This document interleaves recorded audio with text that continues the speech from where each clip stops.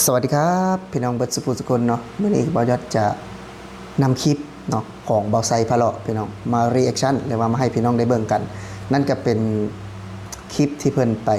สัมภาษณ์เนาะความรู้สึกว่าทำไมถึงชอบใช้สินค้าไทยเนาะเดี๋ยวมื้อนี้บ่าวยอดจะนำคลิปวิดีโอมาให้พี่น้องได้เบิ่งซึ่งว่าในเนื้อหาเนาะเพิ่นกล่าวว่าส่วนหลายนะแม่นใช้สินค้าไทยเนาะของเวียดของจีนนะของจีนนะพี่น้องนะที่ก๊อปเนาะสภาพเดียวกันเลยก๊อปเป็นที่นำเข้าจากประเทศไทยพี่น้องคูโบต้านี่เนาะที่นำเข้าจากประเทศไทยน่ะเพิ่นบ่ใส่เนาะเพิ่นจะบ่ใส่เพิ่นใส่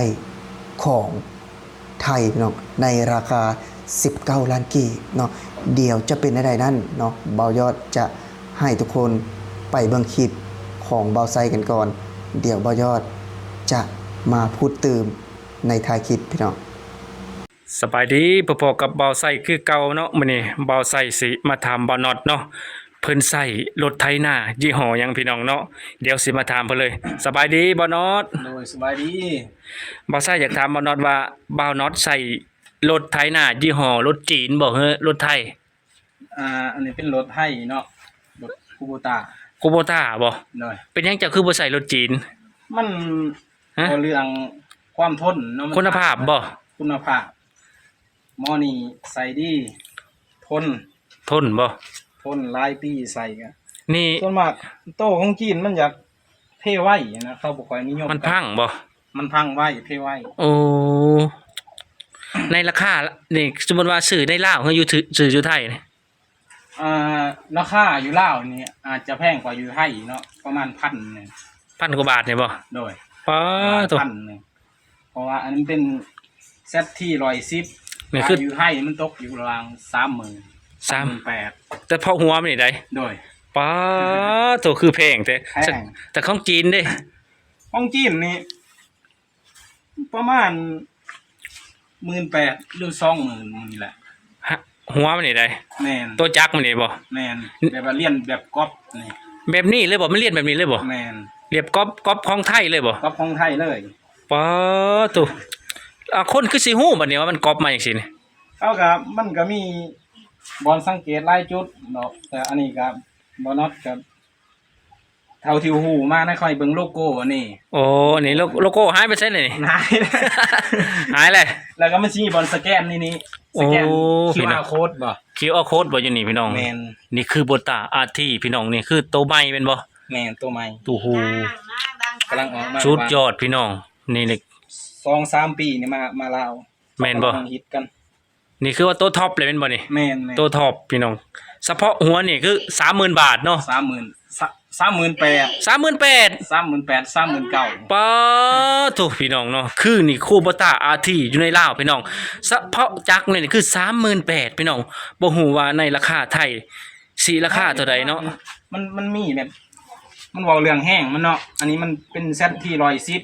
110เป็นบ่เครื่องมาจักรมันนี่ถ้าราคาเต็มในลาวเฮานี่39,000โอ้39,000แล้วเขาเจ้าลดให้เหลือ38,000บ่น็อตเสิร์ฟไปซื้ออยู่ปากซองเมืองสองคอนนั่นนี่เนาะแม่นป๊าโถเฉพาะหัว 38,000แต่ราคาขายเนี่ย39,000แม่นแต่บ่น็อตเพิ่นต่อราคาเนาะเหลือ 38,000 เพิ่นลดให้1,000เนาะเจ้าซื้อเงินกีบเพิ่นเงินไทยจะซื้อเนี่ยบ่น็อตเงินกีบบ่เงินกีบช่วงนั้นเงินกีบกับมันเฟ้อเงินเท่าไหร่19ล้าน19ล้านบ่ตอนน่ะแม่บ่น็อตมันคือเว้าแหละมันบ่ทนมันเว้าเรื่องถ้าเอาซื้อมาบ่เกินปี1 2ปีมันก็พังแหละของจีนนี่ได้แม่นเทไว้ของเวียดมีบ่ของเวียดน่ะบ่มีบ่ทันมีเนาะส่วนใหญ่มีแต่ของจีนมาก๊อปปี้ของประเทศอื่นเนาะของจีนถ้าของเวียดก็เกือบเท่ากับของไทยแต่ยังสู้ของไทยบ่ได้โอ้ของจีนนั่นได้ของเวียดน่ะของเวียดก็มีอยู่เด้นี่นี่แต่ว่าเขายังบ่มาจำหน่ายนะโอ้บ่ทันผ่านคือว่าบ่ทันนำเข้าประเทศลาวแม่นโอ้ก็คือจีนนี่นำเข้าประเทศลาวโดยตรงเลยป๊าก๊อปปี้อีกสายก๊อปโอ้โหคือว่ายอมรับว่าจีนนี่ก๊อปปี้นี่เหมือนเป๊ะเลยเด้เหมือนเป๊ะกันแต่ว่าเฮาเบิ่งบ่ออกนี่คือว่าจบ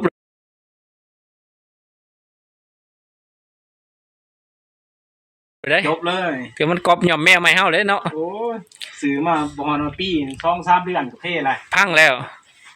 นี่ชื่อจากปากวานอดเนาะเพิ่นใส่ของไทยนี่คือว่าเพิ่นมั่นใจที่สุดเพิ่นถือว่าเสื้อถือประเทศไทยที่สุดเนาะ แม่น คือว่าเฮาใส่ของไทยนี่คือว่าเฮาดีใจบ่ ดีใจเนาะ ถือว่ามั่นใจที่สุดเลยเนาะ มั่นใจ โอ้โหบ่นอดเพิ่นก็ว่าของไทยนี่คือว่าสุดยอดเลยพี่น้องเนาะอีหยังก็สร้างเนาะแล้วแต่อีหยังก็แล้วแต่คือ ส่วนมากคนลาวเขามักซื้อของไทยโดยเฉพาะพวกรถยังกับตามแต่มันต้องเอามาจากไทย คันของไทยนี่คือว่ามั่นใจที่สุดบ่พี่น้อง มั่นใจ โอ้ สุด คือว่าเฮาใส่ของไทยนี่คือว่ามั่นใจเนาะความทนทานนี่เนาะ คนท่านแล้วก็แห้ง แห้งพร้อม อันนี้ก็บ่นำเสือไปแกมันวังเดือนก่อนนี่ครับใส่ตัน2-3 ตันก็ ยังใส่ได้บ่นี่ ใส่ได้ ยังไปเสย ไปเลย ป๊อ ตั ตัว วบริติดคัดเลยได้แบบกำลังมันเรือ เหลือๆเลยทำตัน2 ตันนี่ได้ เออ โอ้โหพี่น้องนี่บ่แม่นธรรมดาเป็นบ่แม่นรถ ที่ว่าคนลาวเขามักใส่ของไทย ย้อนว่า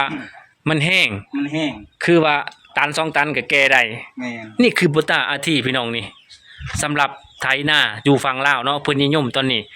คันคนส่วนใหญ่ก็คือจังซี่เนาะบ่นอดว่าคันเงินบ่ถึงก็จะได้ของจีน แม่น แม่นบ่จะว่าบ่ แต่ว่าส่วนมากเงินบ่ถึงเขาก็ต้องเคาะขอดไอ้ถึงของคนลาวเขา เขาจะได้ของไทยบ่ ก็อยากได้ของไทย เพิ่นบ่อยากได้ของจีนเลย ส่วนน้อยนักเขายังซื้อของจีนเพราะว่าเดี๋ยวเขาบ่มีรีรอนะครับ คือว่าเงินบ่ถึงที่สุดแล้ว แม่น อ๋อ อันนี้ ตัว บ่นอนเสือกับบื้นใส่2 ปี 3 ปี จังได้นี่บ่บ่ธรรม แม่นหลาย บ่ธรรมดาเนาะนี่คือรถยี่ห้อ Kubota RT เซตที เซตที่แม่นบ่รุ่นใหม่คือเซตที่เนาะ แม่น 110ราคา19 ล้านกีบพี่น้องป๊าดคำว่า19 ล้านนี่ห่วยประเทศไทยนี่รวยเลยเด้ แม่น รวยเลยจะว่าเป็นบ่บ่นอด ราคาเป็นตายาน แล้วเป็นตัญญานี่19 ล้านบางทีพี่น้องนี่คูโบตาอาทีที่ แต่ว่าคนลาวเขาพอใจนะถึง พอใจ แม้มันราคามันสีเดี๋ยวจะได้ราคา สิแพงก็แล้วแต่ว่าคือว่ามันคุณภาพของ แต่หมอเรื่องคุณภาพ คือว่าเฮาพอใจเนาะแพงเฮาก็ต้องเฮาก็คือว่าเฮาลงทุนไปแล้วก็อยากได้หลายปีนี่เนาะ แม่น บ่แม่นว่าซื้อมาละปี2ปีแล้วหัวละ10,000 20,000 บาทจังซี่มาพังอีกก็บ่จักได้เนาะได้ซ่อมนี่บ่จักซ่อมไปได้เด้ เอามันก็หมดกังเท่าไหรนะ คือรถอาทีนี่พี่น้องนี่ ซื้อมาเฮาบ่ค่อยได้บ่ได้ซ่อมเลยแหละ นี่ก็เพิ่งประหยัดน้ำมันบ่รถนี่ ประหยัด โอ้ นะ ประหยัดแม่นบ่ ประหยัด ความแห้ง เป็น110แห้งประหยัดอันนั้น100เดียว อันนี้มันเป็น110มันเป็น11แห้ง คือว่าสิเป็นแห้งแม่นบ่ แม่น ส่วนใหญ่ตะกี้แต่ก่อนมันเป็นรุ่นหยังแบบ มัน โคโบตาอาทีซื้อเนาะ แม่นอาที่ อาที่ แล้วก็มันสิมีโกลเด้นโบบ่ โอ้มันต่อมาเนาะเป็นหล่นปลายเป็นหล่นมันก็คล้ายคือ โตโกลเด้นโบของข่อยก็เอาให้ญาติพี่น้องทั้งบ้านเนาะ อ๋อ อันนั้นก็โกลเด้นโบใส่ได้ประมาณ18 ปี19 ปีบ่ ยังใช้ได้บ่ซุมื้อก็ได้ ยังใส่ได้อยู่ ป๋อตัวบ่แม่นว่ามันบ่ทนนะพี่น้องรถมาจากไทย นี่คุณภาพคือว่าบ่แม่นว่าปี2ปีนี่คือเป็น10ขึ้นไปเด้ แม่น คล้ายๆว่าใช้แบบจนพอใจนะ พอใจเลย เพ้อๆคนตายก่อน ก่อนรถไถหน้าอีกพี่น้อง นี่ นี่นี่ถึงหางมันเป็นรุ่นใดพี่น้องจ้ะวะ 25 ปี นี่ใช่บ่นอนจะ4บ่รุ่น25ปีนี่นี่เฉพาะหางมันรุ่นนี้พี่น้อง เอาก็พวมได้23ปี อันนี้เกิดก่อน2 ปี บ่น็อตบ่ทันได้เกิดพี่น้องเพิ่นซื้อหางมันนี่พอเพิ่นซื้อมาเนาะในราคาเท่าไหร่เมื่อก่อนนี่สิถูกแน่นะมั้ง นะบ่ฮู้แต่ โครงสร้างมันยังนี่รุ่นนี่หางมันนี่ ทางลิงล่ม หางลิงลมโคบ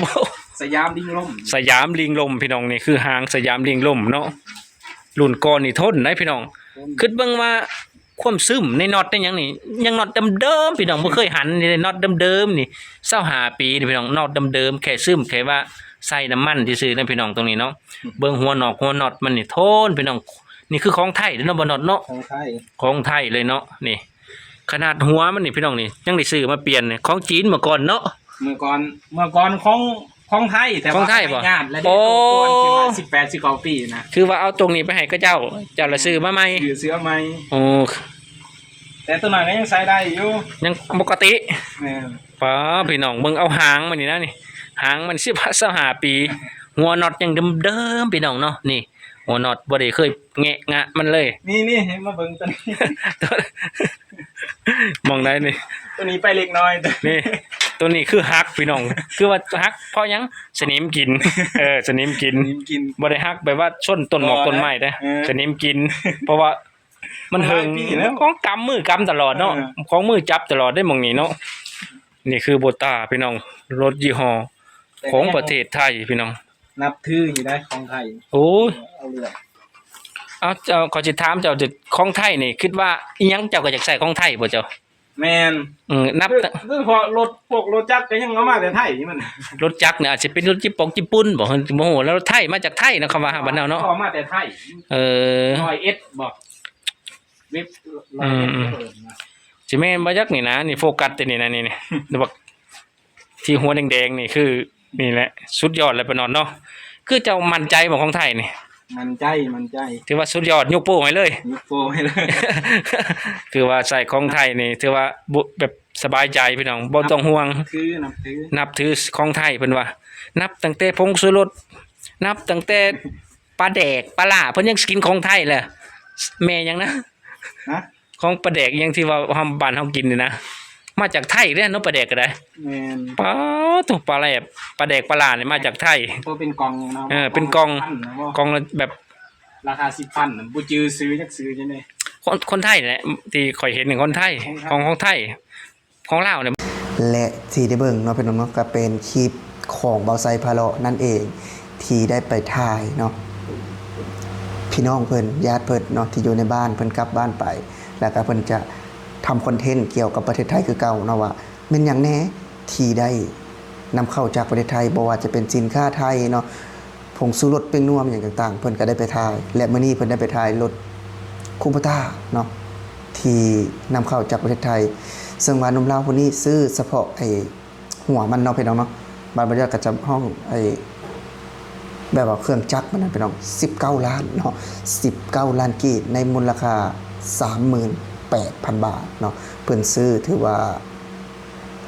แบบว่าถ้าหากว่าดูดีนะคนในบ้านนอกเขาอะที่จะได้ใช้รถของไทยและใช้รถได้คุณภาพพี่น้องก็ได้เบิ่งเรื่องราวของเพื่อนบ่ยอดเนาะนั่นคือเบาไซที่ได้ไปสัมภาษณ์ถือว่าเพิ่นกลับบ้านไปเพิ่นก็ยังบ่ได้ลืมประเทศไทยเนาะพี่น้องเนาะยังทำคลิปเกี่ยวกับประเทศไทยอยู่เนาะยังแบบว่าเข้าห้องบ่ได้พี่น้องยังเฮ็ดเนาะเรื่องราวในความเป็นไทยก็สำหรับผู้ใดที่อยากเข้าไปติดตามเนาะและรับชมซ่องเบาไซพาเลาะสามารถเข้าไปได้เด้อพี่น้องเด้อสำหรับคลิปนี้บ่ยอดสิขอลาพี่และน้องไปก่อนสวัสดีครับ